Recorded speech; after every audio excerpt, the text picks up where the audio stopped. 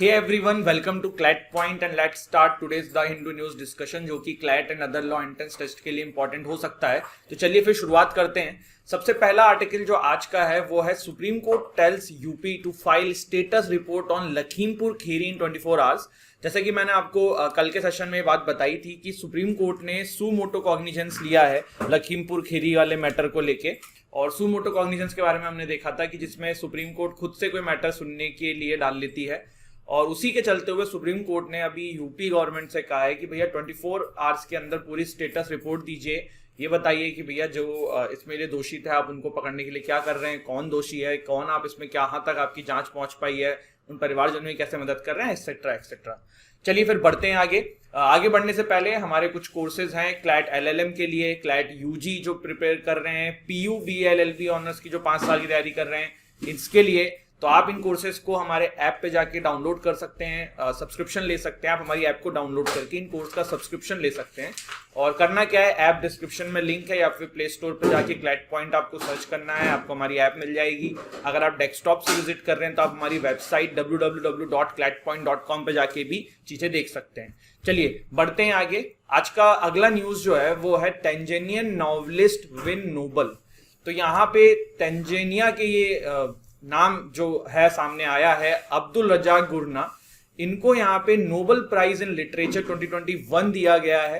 क्यों दिया गया है? For his uncompromising and uncompensated penetration of the effect of colonialism and the fate of the refugee in the gulf between culture and continents, जिसके चलते हुए Swedish academy ने इनको नोबल प्राइज इन लिटरेचर 2021 जो है वो दिया है। थोड़ा सा बैकग्राउंड नोबेल प्राइज का हमने ऑलरेडी देख रखा है, वो जल्दी से रिवाइज कर लेते हैं। तो पहली बार नोबेल प्राइज जो है आपका 1901 में दिया गया था और हर साल अक्टूबर महीने में इसको देना शुरू किया जाता है। नोबेल प्राइज जो है medicine, economics, peace, literature, chemistry, physics के फील्ड में दिया जाता है। नोबेल प्राइज जो है मोस्टली सारे जो है वो स्टॉकहोम स्वीडन में दिए जाते हैं, और जो पीस प्राइज होता है वो ओस्लो नॉर्वे में दिया जाता है। ठीक है। नोबेल प्राइज इन साइकोलॉजी और मेडिसिन जो है ये कैरोलिंस्का इंस्टीट्यूट देता है। फिजिक्स, केमिस्ट्री का एंड इकोनॉमिक्स का प्राइज जो है royal Swedish academy of science देता है। नोबेल पीस प्राइज जो है वो नॉर्वेजियन नोबेल कमेटी के द्वारा दिया जाता है। लिटरेचर वाला स्वीडिश अकेडमी के द्वारा दिया जाता है। और नोबेल ठीक है, and the Nobel prize while the Sveriges Riksbank prize जो है ये इकोनॉमिक साइंस में फील्ड में आपका रिक्सबैंक प्राइज के थ्रू इसको दिया जाता है। 3 people can maximum share Nobel prize, 3 लोगों के बीच में मैक्सिमम नोबेल प्राइज को शेयर किया जा सकता है। कुछ फैक्ट्स और देख लेते हैं नोबेल प्राइज के बारे में। फर्स्ट वुमेन पूरे विश्व की हैं मैरी क्यूरी, जिनको फिजिक्स के फील्ड में नोबेल प्राइज मिला था। पहले इंडियन जो है रविन्द्रनाथ टैगोर हैं। सीवी रमन भारत के हैं जिनको ये अवार्ड मिला है। मदर टेरेसा भारत की हैं जिनको ये अवार्ड मिला है। अमृता सेन को इकोनॉमिक्स में मिला है। वेंकटर रमन कृष्णन को केमिस्ट्री में मिला है। हरगोविंद सिंह खुराना साहब को मेडिसिन के फील्ड में नोबेल प्राइज भारत से मिल चुका है। अगली न्यूज जो है वो 21 day clean Yamuna kicks of in city. Basically देखो क्या है, नरेंद्र मोदी जी की एक प्रोग्राम है जिसका नाम है क्लीन इंडिया मिशन। उसी के चलते हुए दिल्ली गवर्नमेंट ने यहाँ पे ये प्रोग्राम चलाया है जिसमें यमुना को साफ कराने की कोशिश करी जा रही है। देखो कुछ न्यूज आपको बस दिमाग में बैठाने के लिए होती है, कुछ न्यूज आपकी एग्जामिनेशन पॉइंट ऑफ व्यू से इंपॉर्टेंट होती है, कुछ न्यूज बिल्कुल ही पढ़ने लायक नहीं होती है। तो मैं हिंदू के अंदर जो सेशन यहाँ पे लेता हूँ, कुछ एग्जामिनेशन पॉइंट ऑफ व्यू से इंपॉर्टेंट और कुछ देश दुनिया में क्या चल रहा है उसको भी इंक्लूड कर लेता हूँ। लेकिन जो फर्जी न्यूज होती है वो नहीं पढ़ना है, और ये आपको भी समझना है कि आप अपना न्यूज़पेपर जब भी पढ़ें तो फर्जी न्यूज को अवॉइड करें, क्योंकि बहुत टाइम वेस्ट होगा और कोई मतलब नहीं है। फर्जी न्यूज लाइक जैसे आर्यन खान के बारे में लिखा हुआ है, भाई एनसीबी ने पकड़ लिया है, ठीक है ना यार, अपन ने एक्ट के बारे में समझा, अपन ने और चीजें जानी, अब बार बार उसको पढ़ के कुछ फायदा तो होना नहीं है। तो ये Kerala to allow 25,000 pilgrims and Sabarimala, ये क्या है? सबरीमाला टेम्पल में देखो कोविड के बाद लोगों को एंट्री देने की बात करी जा रही है, उसी के लिए आया है कि 25,000 पिलग्रिम्स को अलाउ कर दिया गया है। सबरीमाला का नाम आपने सुना होगा कुछ समय पहले, 2018 की बात है जब पहली बार सुप्रीम कोर्ट ने एक वर्डिक्ट दिया था। सबरीमाला टेम्पल तब न्यूज में आया था। सबरीमाला टेम्पल के अंदर जो एक प्रॉब्लम सामने आई थी वो ये आई थी कि वुमेन्स को under the age of 10 to 50 entry नहीं दी जाती थी, और जिसके चलते हुए ये मामला जो है कंट्रोवर्सी में आया था। 2018 में फर्स्ट टाइम यहाँ पे सुप्रीम कोर्ट ने इस पे वर्डिक्ट दिया कि वुमेन्स की एंट्री इसमें अलाउ करनी चाहिए, लेकिन फिर काफी बवाल हुआ। उसके बाद ये वर्डिक्ट जो है ये 5 जज की बेंच पे गया, जिसमें 3-2 की मेजॉरिटी से यहाँ पे ये बात सुप्रीम कोर्ट ने रखी कि वुमेन्स को 10 to 50 के ईयर्स के एज में भी एंट्री देनी चाहिए और ये जो उनके राइट्स है उनके वायलेशन है, ठीक है। तो ये सारी चीजें यहाँ पे देखने को मिली। अब बहुत सारे लोगों के दिमाग में आ रहा होगा कि सर क्या ऐसी चीजें हैं जो इन्फ्रिंज हो रही हैं। सबसे पहले तो देखो, वुमेन्स राइट अगेंस्ट डिस्क्रिमिनेशन जो कॉन्स्टिट्यूशन के द्वारा आर्टिकल 15 सब क्लॉज 1 में दिया जाता है वो यहाँ पे इन्फ्रिंज हो रहा है। इसके बाद रिलीजियस फ्रीडम जो हमारा 25 सब क्लॉज 1 के द्वारा प्रोवाइड किया जाता है वो भी यहाँ पे इन्फ्रिंज हो रहा है। इसके बाद एक हमारा डीपीएसपी है, provision of women's entry in the श्रेणी solely on the basis of womanhood and the biological feature associated with women it is derogatory to women which article 51A(e) aims to renounce. तो ये सारी चीजें हैं, क्योंकि देखिए sex के basis पर डिस्क्रिमिनेट किया जा रहा था, वुमेन्स को 10 to 50 के एज में नहीं जाने दिया जा रहा था। ऐसा नहीं है कि ये सबरीमाला टेम्पल में पहली बार देखने को मिल रहा है, इंडिया के बहुत सारे टेम्पल्स में इस तरीके की चीजें करी जाती हैं। जब भी वुमेन मेंस्ट्रुएशन साइकिल में होती हैं तो उनको फिर अलाउ नहीं किया जाता है, या कहीं कहीं पे कंप्लीटली वुमेन्स का एंट्री जो है बैन है। तो सुप्रीम कोर्ट ने इसको एज ए लार्ज लेके अपना वर्डिक्ट दिया था, लेकिन अभी भी बहुत जगहों पे ये चीजें जो हैं वो प्रचलित हैं।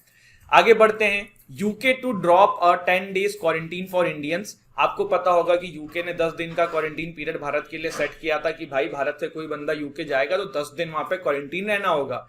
तो टिट फॉर टैट इंडिया ने भी 10 दिन का कर दिया था, अब यूके ने वो ड्रॉप किया है, तो हम भी लगता है फ्यूचर में लॉक कर ही देंगे। इसके बाद क्या है, Biden ji to hold virtual meet this year. तो बाइडेन साहब और जो जी साहब हैं, चाइना यूएस बोलते हैं, तो ये लोग एक वर्चुअल मीट कर सकते हैं और जो डिफरेंसेस चाइना और यूएस के बीच में क्रिएट हो चुके हैं उसको सॉर्ट आउट कर सकते हैं। बाकी तो वक्त बताएगा कि चीजें कितनी सॉर्ट आउट होती हैं कितनी नहीं होती हैं, बट तब भी ये एक अच्छा कदम यहाँ पे माना जा सकता है दोनों ही देशों के द्वारा, क्योंकि इनके बीच में टेंशंस की वजह से और भी कंट्रीजों को काफी परेशानी का सामना करना पड़ता है। इसके बाद है, Moscow will invite Taliban to Afghanistan talks on October 20। तो यहाँ पे देखिए मॉस्को जो है अफगानिस्तान क्राइसिस को लेके हुए बातचीत कर रहा है, एक मीटिंग कर रहा है और उसमें उन्होंने तालिबान को इनवाइट करने की बात करी है। तो ये यहाँ पे न्यूज में आया था। अब आया है, नेटो एक्सपेल्स 8 रशियन मेंबर्स। पहले तो नेटो बताओ क्या है भाई, नॉर्थ अटलांटिक ट्रीटी ऑर्गेनाइजेशन। ये जो नेटो है ना, ये 1949 में यूएसएसआर के अगेंस्ट में बनाई गई थी। पहले वर्ल्ड को ये डर लगा कि भैया सोवियत यूनियन इतना बड़ा है, कल कोई किसी से पंगा लेगा तो बाकी जो कोई भी एक सिंगल कंट्री होगी उसकी लग जाएगी। तो फिर क्या हुआ, इन्होंने नेटो बनाया, यूएस के ब्रेन चाइल्ड था ये, और नेटो ने बेसिकली यूएसएसआर के अगेंस्ट में फॉर्म हुआ था। फिर क्या हुआ, यूएसएसआर तो डिसइंटीग्रेट हो गया और नेटो का जो यूएसएसआर वाला पर्पस था वो तो काम खत्म हो गया। तब नेटो एक नई टाइप की पॉलिसी लेके आया कि हम नेटो मेंबर्स का जो भी कोई दुश्मन होगा वो सबका दुश्मन होगा। मतलब अगर कोई एक कंट्री से पंगा लेगा मतलब वो पूरे नेटो से पंगा लेगा। मेरा आज का आप लोगों को क्वेश्चन है जो आप कमेंट सेक्शन में बताएंगे कि नेटो में टोटल कितने मेंबर्स हैं। नेटो का जो हेडक्वार्टर है वो है ब्रुसेल्स बेल्जियम में और 1949 में इस्टेब्लिश हुआ था।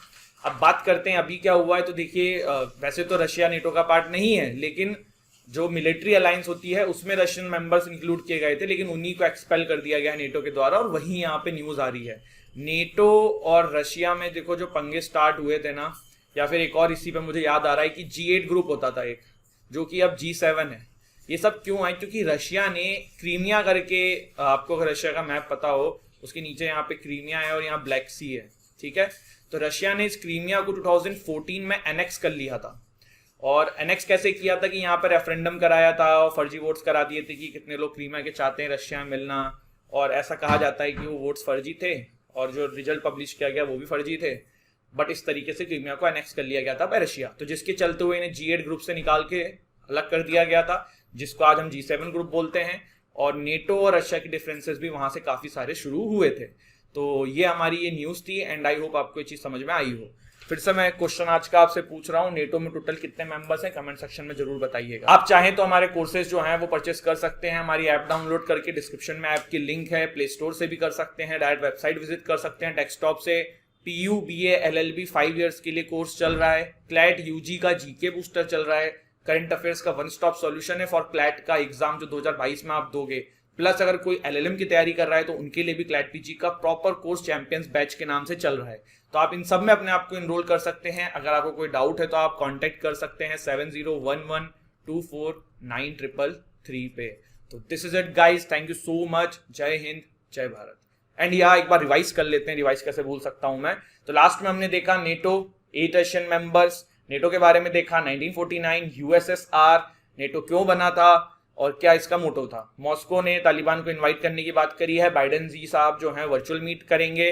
10-10 दिन का जो क्वारंटाइन पीरियड इंडिया ने भी लगा दिया था, यूके ने भी लगा दिया था, तो अभी यूके ने हटा दिया है। लेट्स सी कि कब इंडिया हटाता है। सबरीमाला टेम्पल के बारे में देखा, हमने देखा कि जो लॉर्ड अयप्पा हैं वहां पे वुमेन्स की एंट्री नहीं दी जाती थी, क्योंकि लॉर्ड अयप्पा के लिए ऐसा कहा जाता था कि वो ब्रह्मचारी थे। तो इसी चलते हुए सबरीमाला टेम्पल वुमेन्स की एंट्री नहीं करी जाती थी, लेकिन बाद में सुप्रीम कोर्ट ने अपने जजमेंट में ये कहा कि वुमेन्स को एंट्री देनी चाहिए। फिर हमने देखा कि क्लीन इंडिया इनिशिएटिव जो मोदी जी का है, नोबेल प्राइज वाला हमने मुद्दा देखा। और हमने देखा लखीमपुर खीरी में 24 आवर्स के अंदर सुप्रीम कोर्ट ने यूपी गवर्नमेंट से स्टेटस रिपोर्ट मांगी है। तो this is it guys, thank you so much, जय हिंद जय भारत।